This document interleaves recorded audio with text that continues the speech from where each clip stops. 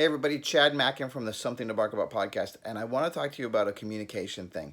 But before I get to that, if you like my videos, if you like this channel, go ahead and hit that like button, hit that subscribe button, and share it with your friends. It'll help me out a whole lot, all right? Okay, with that out of the way, I want to talk about communication.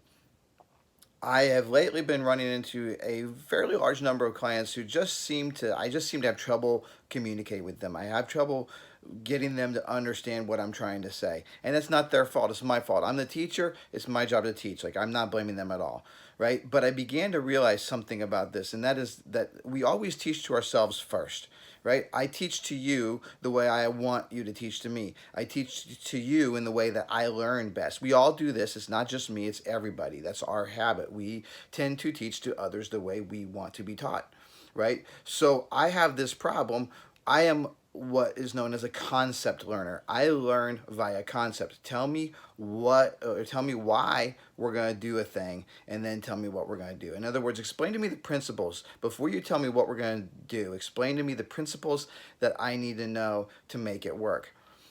That's a concept learner. And so I always start like I'm doing right now, explaining concepts, right? But process learners don't care about concepts, at least not initially. They want the process. What do I do? Step one, step two, step three. And it can be very hard for a concept learner to teach a process learner, and reverse. It's hard for a process learner to teach a concept learner, right? So here's the thing. As a concept learner, I'm always going to start with concepts. So, for example, if I'm teaching somebody about social connection with the dog, like you're on a walk with the dog, I want that dog to stay socially connected. A lot of people go, okay, I get it. But once in a while, somebody say, wait a minute. Does this mean my dog can't be 5 feet away, 10 feet? What's the distance? Well, it depends on other factors. And the more I try to explain that, the more confused they get and the more agitated they get. So when someone asks me a question like that, that's a process question. They say, how many feet, how long, how many seconds, etc., etc. Those are process questions.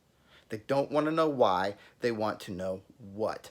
So when I hear that, I immediately switch gears and I say, okay, let's try something different. I'm going to forget about that for the moment. Let's go on to something different. I put a leash in their hand, I take the other end of the leash, and I kind of pull on the leash just a little bit, and I say, see how you can resist that without trying? That's passive resistance. You don't even notice you're doing it. It's a very light pressure, right? Yes, okay, good. Now I'm going to pull a little harder, and I pull harder to where they have to fight me a little bit. I say, see how you have to actively engage to keep that? That's active resistance, and active resistance is what is the issue. Whenever your dog pulls hard enough that you have to actively resist them, that's what we're going to call pulling for the sake of this exercise. You got it? Yes. Okay, great.